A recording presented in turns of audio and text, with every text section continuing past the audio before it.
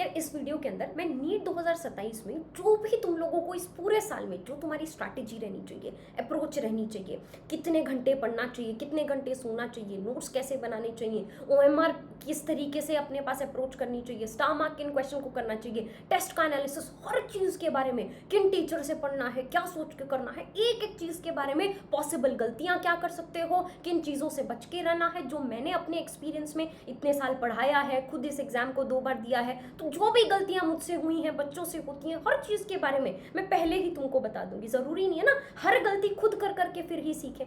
जब पता है कि शेर के सामने अगर खड़े रहोगे और वो शेर तुमको खा जाएगा तो ज़रूरी थोड़ी उसके सामने खड़े रहना, भागो भाई वहाँ से। अपनी दूसरों की गलतियों से सीखो, अपनी गलतियों से सीखो कि जिंदगी छोटी पड़ जाएगी, सीधी सी बात है। तो सुनते जाना ध्यान से, एक एक चीज बात करेंगे, बस ऐसे इमेजिन करना कि यहाँ पे बस तुम और मैं बैठे हुए, ठीक है। I am your elder sister and you are a younger brother और सिस्टर टू मी, और हम लोग आपस में बैठे हुए, 2 तरीके के बच्चे यहाँ पर होंगे। तुम में से या तो कोई बच्चा ऐसा होगा जो अभी क्लास 11 से 12th के अंदर जा रहा होगा, दूसरा वो होगा जिसको पहले ही पता होगा कि यार ठीक है, मैंने क्लास 12 तक उतने अच्छे से प्रिपेयर नहीं किया, अभी जैसे ही मेरे बोर्ड्स कंप्लीट होंगे उसके बाद I will start preparing. Now first of all, सबसे पहली बात तो आपके अंदर दिल में एक रिग्रेट होगा। इन बच्चों को होगा कि यूजुअली क्लास 11th वेस्ट हो जाती है, बहुत सारे बच्चों की हमने क्लास 11th बर्बाद कर दी। क्लास 12th वाले बच्चों को होगा कि हम तो एक ड्रॉप ईयर ले रहे हैं, इतना प्रेशर बन रहा है, रिलेटिव्स कुछ बोल रहे होंगे, माँ बाप कुछ बोल रहे होंगे, बहुत प्रेशर दोनों तरीके के बच्चों के ऊपर होता है। लेकिन पहले अपने आप को आपको माफ करने की जरूरत है। You are a kid, you are a small baby.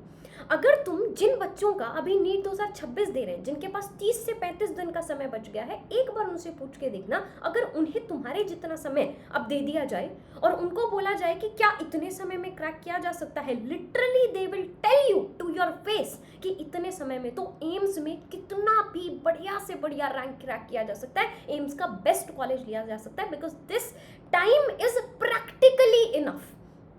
अगर कोई पूरी जी जान लगाए तो एक एक चीज बिल्कुल ध्यान से सुनते जाना, बिल्कुल उसके हिसाब से अपनी स्ट्रैटेजी, अपनी चीजें डिजाइन करते जाना, हमारी गलतियों से सीखते जाना जो हमने गलती करी है।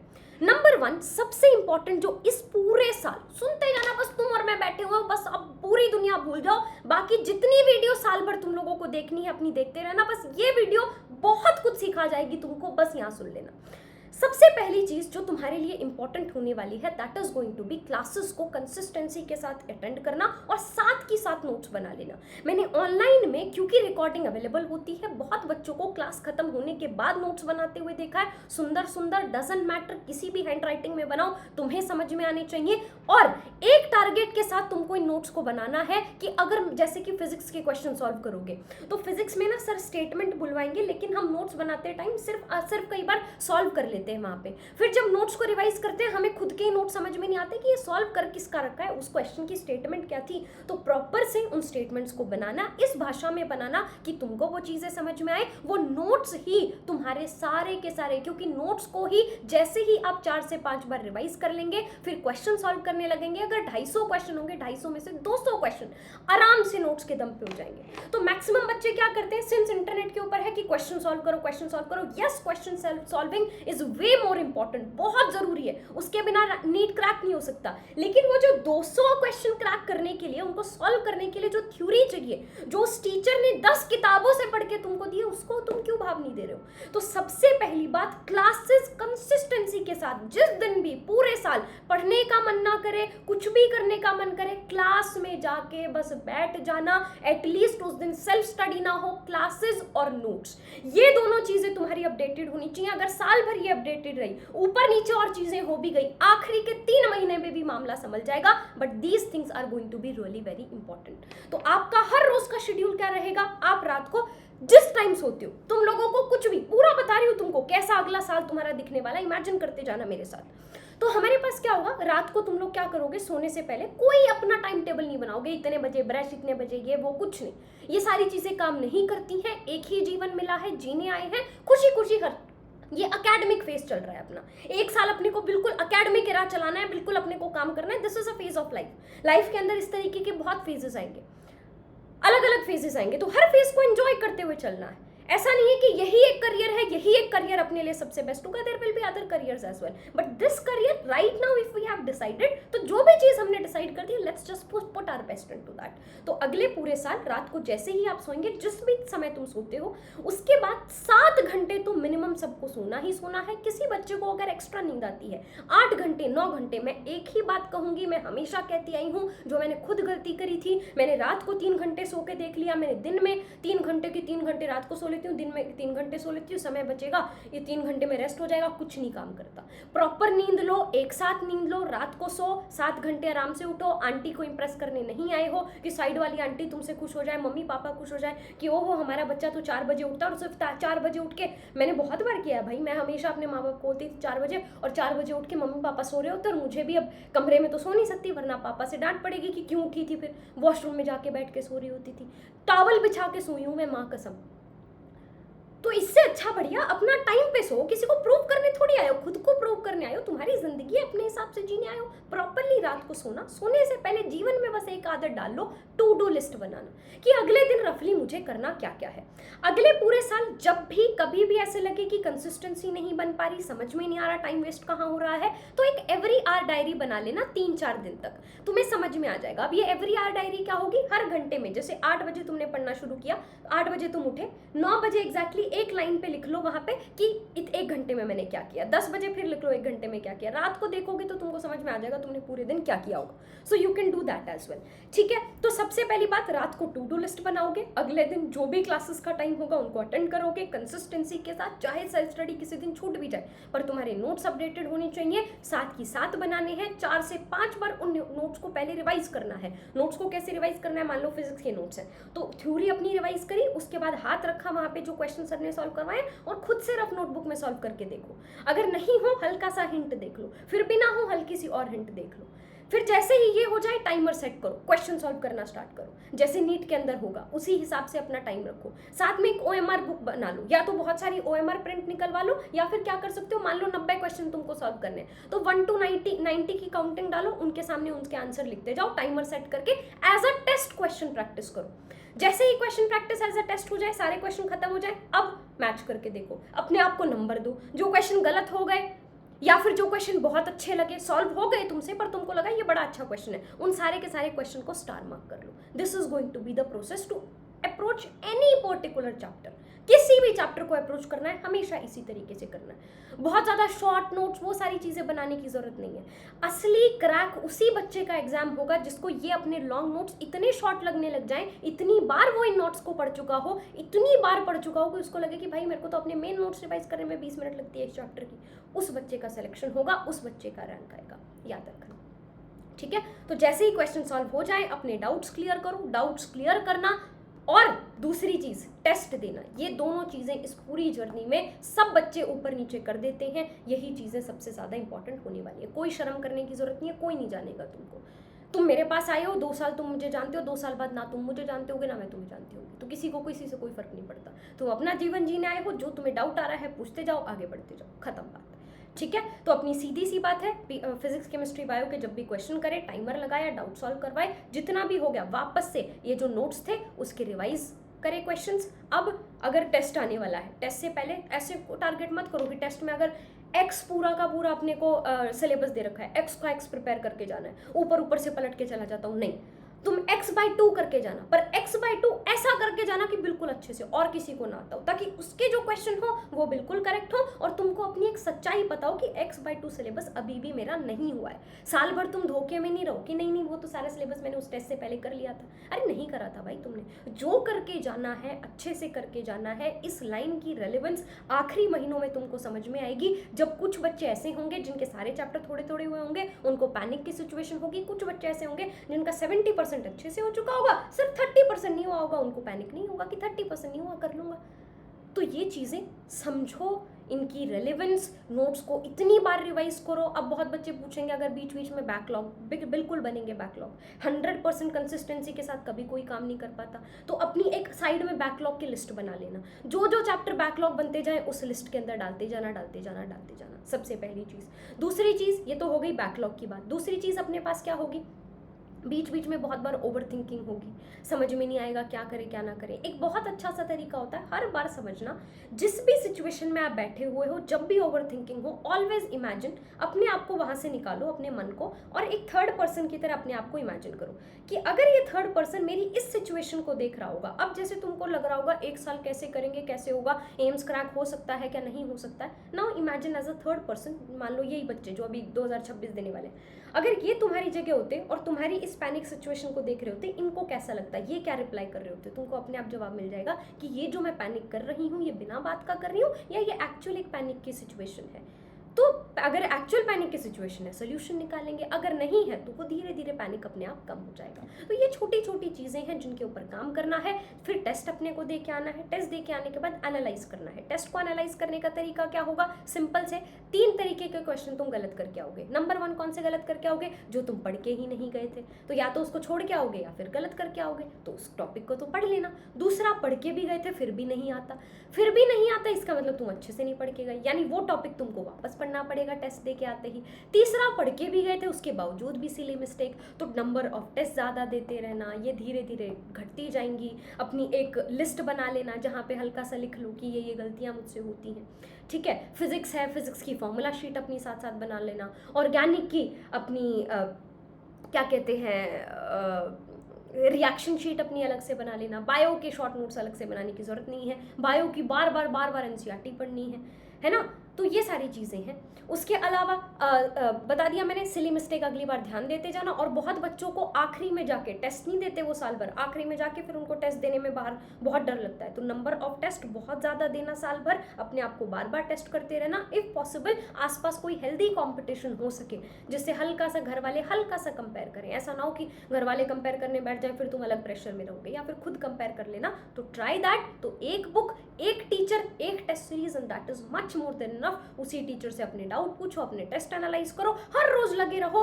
ऐसा नहीं है कि हर रोज मुझे दुखी ही रहना है अगले 1 साल भर तभी मेरा सिलेक्शन हो पाएगा, नहीं, आपको कॉम्प्रोमाइजेस करने पड़ेंगे, आपको सैक्रिफाइसेस करने पड़ेंगे, बट दैट डजंट मीन कि साल भर तुमको दुखी रहना है। It is going to be a marathon, तुमको खुश रहना है, तुमको करते चलना है। फिर बीच में जब तुम लोगों को जब भी लो फील होगा, कोई दिक्कत नहीं है, कभी ब्रेक ले लेना बीच में। आखिरी के जो 2-3 महीने होंगे वो होंगे स्प्रिंट के महीने, फिर उनमें मारेंगे स्प्रिंट, उसमें साथ में बैठ के काम करेंगे। इस साल वाले बच्चों से पूछ के देखो तुम लोग, जो प्लस के बच्चे हैं, अकेडमी प्लस के बच्चे, उनके साथ बैठ के एक यूनिट में उनको एनसीईआरटी साथ में पढ़ रही हूँ, फिर उनको 20 मिनट दे रही हूँ, वो उस पेज को पढ़ रहे हैं, वो याद कर रहे हैं, फिर ये देखो ये रखे हुए हैं आज के ही हैं। फिर हम इस तरीके से बायोमोलिक्यूल, जैसे आज पूरा पढ़ा था, तो यहाँ पे बायोमोलिक्यूल्स के हमने साथ में बैठ के ऐसे नोट्स बना लिए, देखो तुम लोग पूरा कि यहाँ पे ये इंट्रोडक्शन वाला पार्ट हो गया, ये सारी की सारी, ये तो चलो तुमको अब अच्छे से और धीरे धीरे समझ में आएंगी चीज़ें, पर मज़ा आएगा। It is going to be a journey, highs आएंगे, लोज आएंगे, तुम मेरे भी साल भर हाईज लोज आएंगे, मेरे को देखोगे तुम साल के, पर इतना समझ लेना तुम लोगों के पास, I will be there whenever you will need मी।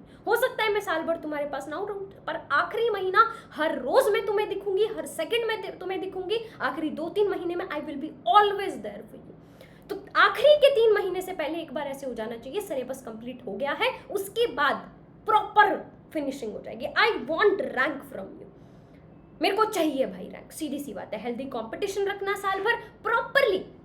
जैसे मेरा में ना थोड़ा सा ADHD साइड ब्रेन है, यानी मतलब मेरे साथ में क्या दिक्कत है, मेरा डोपामिन सिस्टम प्रॉपरली रेगुलेटेड नहीं है। अगर मैं एक जोन में घुस जाती हूँ, इफ़ आई स्टार्ट वर्किंग, तो मैं पागलों की तरह काम ही करती रह जाऊंगी। अगर मैंने काम छोड़ दिया तो फिर मैं पागलों की तरह एंजॉय करती रह जाऊंगी। तो मेरे साथ ना कोई इन बिटवीन चीज़ नहीं है। तो उसका ना एक वीडियो देखी थी मैंने, उसमें मेरे को एक बहुत अच्छी चीज़ मिली कि you can start your morning very properly and बहुत ईजी वे में। जैसे कि अगर मेरे को सुबह सुबह ही हर चीज़ खुद से सुबह उठते ही प्लान करनी पड़ जाती है, रात को मैं टू डू लिस्ट बना के नहीं सोई, तो फिर क्या होता है, सुबह उठते ही मेरे को समझ नहीं आता क्या करना है शुरू। सो हाई चांसेस होते हैं वो दिन में वेस्ट करूंगी। लेकिन अगर मैंने रात को एक टू डू लिस्ट बना ली, जैसे कि आज सुबह थी, आज सुबह मेरे को सुबह उठते ही पता था, जैसे इमेजिन कर लिया था पहले ही सोते टाइम कि जैसे ही सुबह उठूंगी, सुबह उठते ही वॉशरूम में जाती, सुबह सुबह नहा लेना है, कोल्ड शावर ले लेना है, यूं का यूं ब्रश करके स्किन केयर करके निकलूंगी, निकल के बच्चों की क्लास लेनी। आज सुबह 7 बजे से 12 बजे तक मैंने उनको पूरा बायोमोलिक्यूल्स और सेल वाली यूनिट के क्वेश्चन PYQ सब कुछ करवाया है जो 2026 वाले बच्चे हैं। तो एक मॉर्निंग प्रॉपरली मैंने शुरू करी, उस हिसाब से प्रॉपर चीज़ें ओरिएंटेड हो गई, आज देखो बड़ा बढ़िया दिन जा रहा है। तो ये चीज़ अगर किसी बच्चे के साथ दिक्कत होती हो, ये मेरे वाली, अपनी मॉर्निंग्स के ऊपर फोकस करना। अगर तुमने एक दिन की शुरुआत अच्छे से कर दी, रात को सोने से पहले टू डू लिस्ट बनाई, कोई दिक्कत नहीं होगी। सिर्फ सोने का टाइम फिक्स होना चाहिए, उठने का टाइम फिक्स होना चाहिए, कोई स्ट्रिक्ट टाइम टेबल बनाने की जरूरत नहीं है यार। ऐसा थोड़ी होता है कि किसी दिन साल भर ही एक इंसान सब कुछ सेक्रीफाइस करके अंदर कमरे में डिप्रेशन में ही बैठा रहेगा, इतना पॉसिबल नहीं होता। Life is meant to be lived, life is meant to be happy, सीधी सी बात है। कोई जरूरत नहीं है इतनी पागलों की तरह बिल्कुल वो कर जाने की। आखिरी के 2-3 महीनों में हो जाना बिल्कुल अंडरग्राउंड, लेकिन अभी एंजॉय करना, हर रोज काम करते चलना, इसको पार्ट मानते चलना। जैसे मम्मी पापा से बात करना, खाना खाना, नहाना, ये सारी चीजें पार्ट होती हैं, कंसिस्टेंटली हम करते हैं। कभी कभी नींद आते बीच में, कभी कभी कोई बात नहीं, ना पढ़ो तो वो बैकलॉग बन जाएगा, उसकी अलग लिस्ट बनाते जाएंगे। किसी दिन छुट्टी होगी, किसी दिन कोई क्लास कैंसिल हो जाएगी, तब कंप्लीट करते जाएंगे।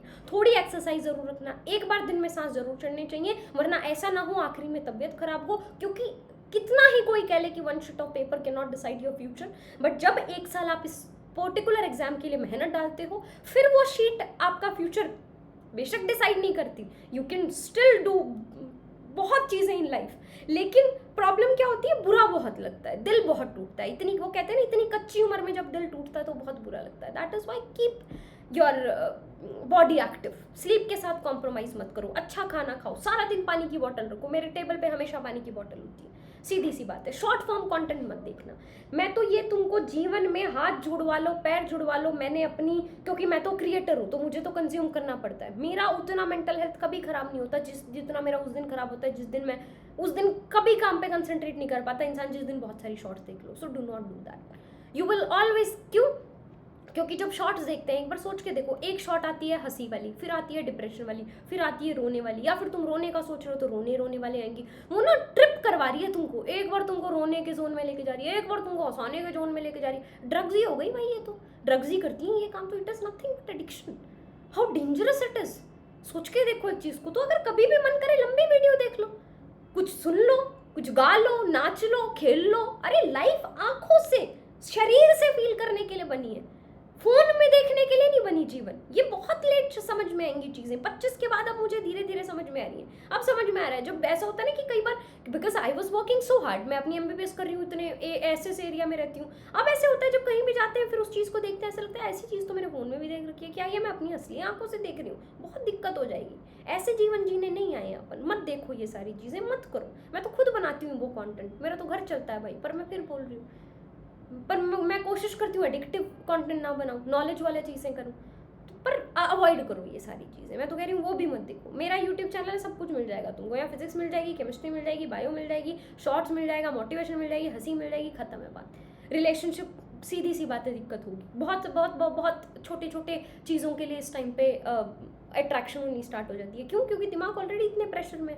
क्यों? जब प्रेशर के दिमाग होता है तब छोटी छोटी TV सीरियल्स भी अच्छे लगने लग जाते हैं, क्योंकि भाई उस पर हल्का सा प्रेशर कम होता है तो हमको वो भी अच्छा लगने लग जाता है। नॉर्मली वो TV सीरियल हो सकता है अच्छा ना लगे। तो रिलेशनशिप हेल्दी है, ठीक है भाई, लेकिन एक बहुत बड़ी लाइफ है, मत करो खराब। बहुत बहुत दुख होता है ये जब रिलेशनशिप का प्लस काम धंधा ना हो साथ में, रिलेशनशिप की भी झंझटें चल रही हैं प्लस काम भी आपका खराब चल रहा है, फिर तो ये दोनों चीज़ें जो मिक्स मारेंगी, फिर जो मेंटल हेल्थ ऊपर नीचे होती है, और इतनी कच्ची उम्र में होगी तो अलग ही चीज़ें होंगी। तो try to not talk to opposite gender for 1 year. उसके बाद आपका जीवन है, जैसे आपको जीना है आप जी सकते हो। This is my personal suggestion. बाकी प्रोक्रेस्टिनेशन का एक ही तरीका मैंने बचने का सीखा है, सीधी सी बात है, मॉर्निंग सुबह अच्छे से शुरू करना एंड से नो टू परफेक्शन। हम क्या करते हैं, जैसे ही मैंने तुमको यहाँ पे एक बताया कि ये इस तरीके से ये साल तुमको अप्रोच करना है, this is the ideal way to do it. ये आइडियल तरीका होता है, बेस्ट तरीका होता है। अब तुम क्या सोचोगे कि यही तरीके से हम करें, ना मेरी जान, ये 100% साल भर तुमसे ऐसे फॉलो नहीं हो पाएगा। You will make mistakes but a human is meant to make mistakes, that's the beauty. हमारी बात सबसे वही बात तो है कि हम गलतियां करते हैं, उसको सुधारते हैं, कम बैक करते हैं और एनर्जी से वापस आते हैं। सो परफेक्ट लाइफ कभी नहीं होती।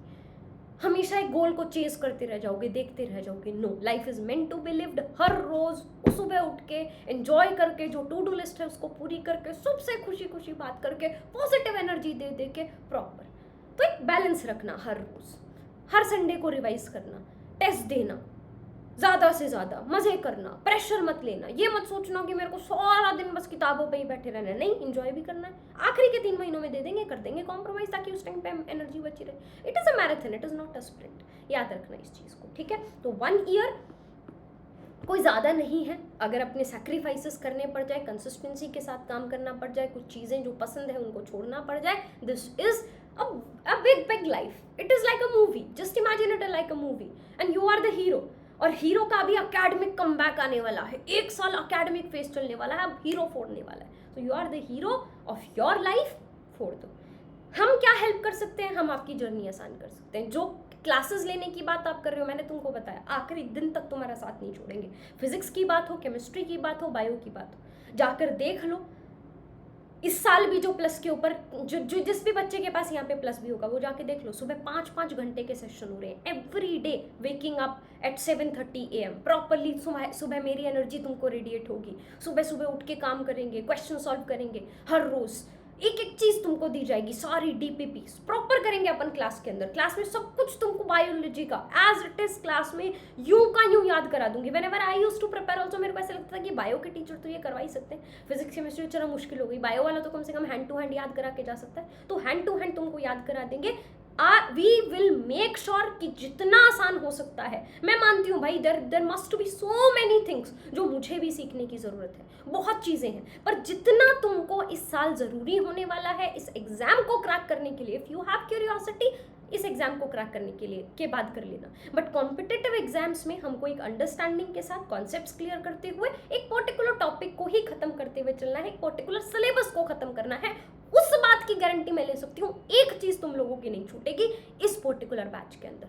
सो टीम जवाब हम लोगों का है, आप लोगों को भी इस साल जवाब देना है, सबको जवाब देना है। बहुत लोगों ने आपके ऊपर सवाल उठाए होंगे जीवन में, कभी भी बोल के नहीं जवाब दिया जाता है, अपना काम जवाब होता है। चुपचाप काम करो, काम फिर जब हो जाए तब अपने आप जवाब मिल जाएगा सामने वाले को। तो 30 मार्च से शुरू कर रहे हैं नीट 2027 वाले बच्चों के लिए, चाहे आप ड्रॉप करने वाले हो इस साल या फिर आप क्लास 12th में हुए हो, सबके लिए बैच रहेगा। इंग्लिश में रहेगा 2027, अपने पास 30 जनवरी को ये बैच खत्म हो जाएगा। सिलेबस एक बार मेरा दिसंबर में ही खत्म हो जाएगा, उसके बाद कम से कम मैं 2 से 3 बार रिवीजन करवाऊंगी। इस साल के प्लस के बच्चों से पूछ के देख लेना, ठीक है जी। बाकी बायो मैं आपकी कंप्लीट करवा रही होंगी पूरी की पूरी, फिजिक्स आपकी प्रतीक जैन सर करवा रहे होंगे, साथ में मेरे साथ SK सिंह सर बायो के अंदर रहेंगे।